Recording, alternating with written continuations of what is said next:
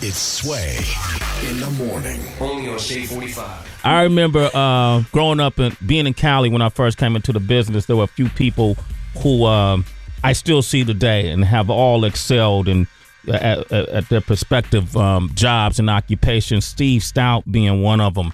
I remember when you were working with Kid and Play back in the day. Yeah. You know, and I also remember when you track masters. You know, working with the track masters, Tone Polk, Rich Nice, all those guys, and then working over at Interscope Records with Jimmy Iovine. I remember us sitting in offices. I don't know if you remember this, Sway and Tech. We had a deal over there at that time. I remember that. You remember that? I remember that. And then you all of a sudden you started accelerating at this great pace, and you found a lane where when Run DMC, I read this in your book too, you know, did my Adidas. I don't know if people had the foresight to understand the power as a marketing tool that hip hop music could be at that time. No, right? No, that was very early, man. And thank you for the gracious intro. Mm-hmm. When Run DMC did that, and you know, Adidas sent a German company sent an executive over to try to figure out. The brand was doing bad. The Adidas brand was dead in America. But there was this one SKU, this one item that was selling very well, and that was the shell toe Adidas. And they wanted to figure out why.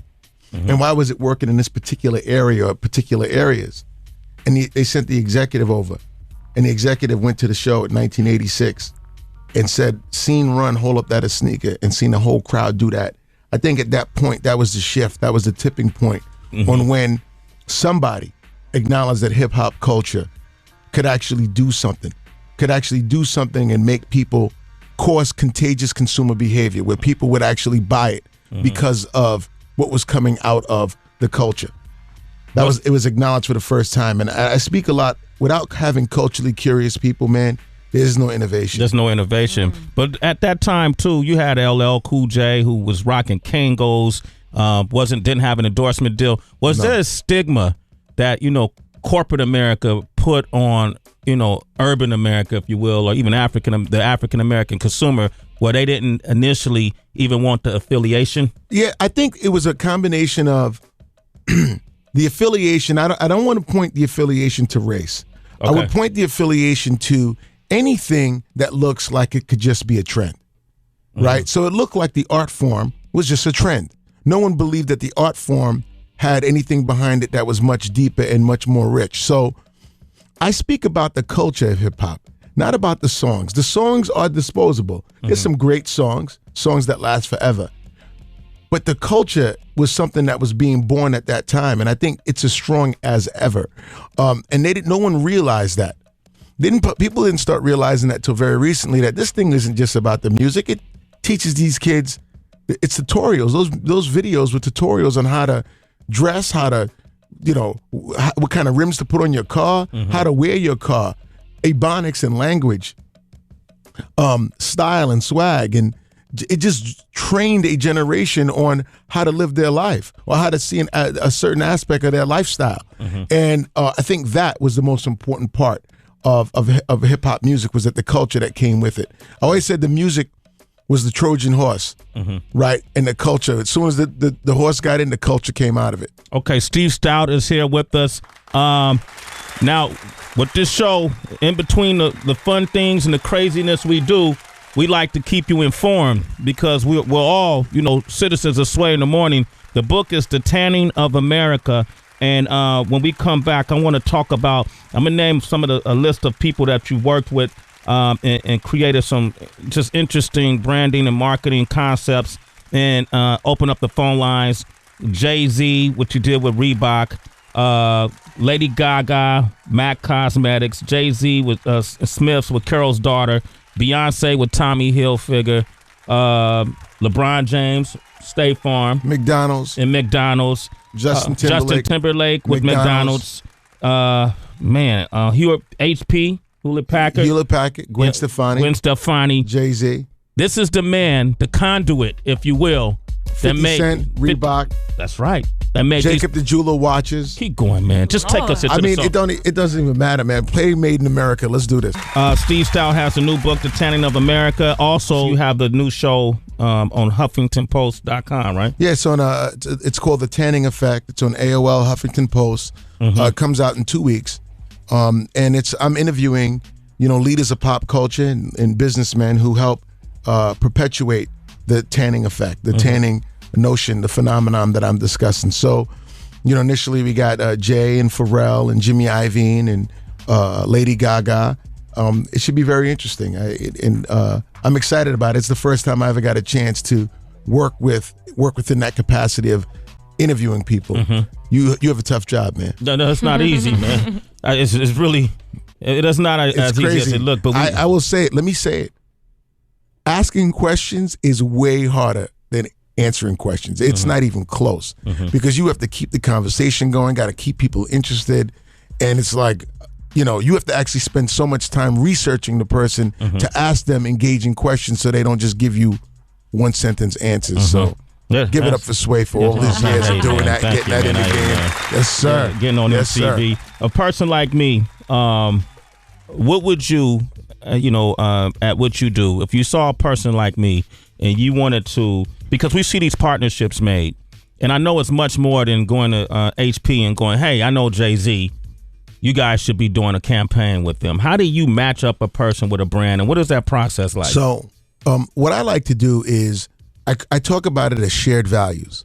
So when something is important, famous, I don't just look at the fact that it's just famous for being famous. Why is it important? What attributes does that thing have that people appreciate the most? And then I try to find a brand a lot of brands are looking to contemporize themselves.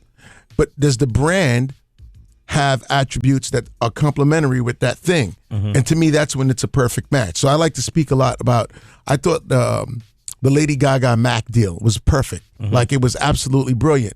Not because it was mind-boggling genius. It was just because they were very complementary for one another. So it made sense. Doing Jay-Z sneakers back in the days was also, I thought, was very important. Not that he could endorse Reebok, because nobody would believe that. But if he had his own brand within that was powered by Reebok, I thought that was important, because what I was trying to let everybody know was that there was a market to sell sneakers that wasn't going to let you jump higher or make you run faster. The whole purpose was to not get dirty. They had no performance value, but they had colorways that matched perfectly with the fitteds, with team sports. There was a direct correlation between team sports and sneaker colors.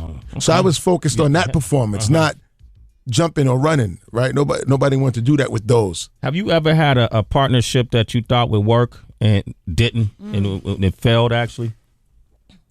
A partnership that failed. A couple partnerships failed.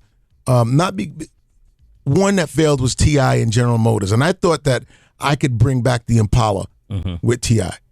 And he had that song Top Back at the time, and I was using that to move him in, and it failed because of what happened outside of the deal. His situation with Atlanta when he got in trouble with legal issues. The legal issues. That was something that failed as a result of that. Honestly, I've not walked into a deal that failed because of the science that I just talked about. Not at all. The biggest one, the one that could have been the biggest by far, was the one with Chris Brown and Wrigley's. When we made the song Forever, that was the Double Mint jingle redone. Double your pleasure, double your fun. That's why the song says that. Those aren't real words. That's unique to Double Mint. And we created the song Forever. The song became #1 in 17 countries. And then 4 months after that, revealed that it was the campaign. That was just crazy. Yeah, it was about to work. It was about to go bananas, and then legal issues. So, I'm proud of the work that I've done, honestly. Give the man a round of applause, man, for even giving up his game. You can make easily 6 figures to say these same things that you're saying for free here on Sway in the Morning with Shay 4-5. That's why I got to go. All right. What do you think, looking right now with a lot of the new crop of people we have coming out, you have like your Kendrick Lamars and, your Dom Kennedys, your Wiz Khalifas. What kind of brands do you think will work well with indie artists? Right now, I'm going to be honest with you, I'm not necessarily I think the artists right now that's coming out really need to take a pause for a second, because what they're doing is they're looking at the end product and they want to get to the goal, but they're not duplicating the process that it takes to get to that goal. And I'm afraid that a lot of the artists coming out specifically in rap music right now are putting up good songs that are getting played on the radio and are popular, but the artist development is hollow. Mm-hmm. And that's not something that I necessarily want to partake in. Yeah. And there's no disrespect to any of the artists that's out there. I just feel like, because they're getting so much love at pop radio and so much love on, the internet, that they're quickly getting to pop status so fast that they're skipping all the steps that it takes to develop themselves as an artist. Tupac said that once deep in the game, but got the rules missing. Mm-hmm. And I think that's applicable to what you're saying. The book is The Tanning of America. We're going to come back with Steve Stoute.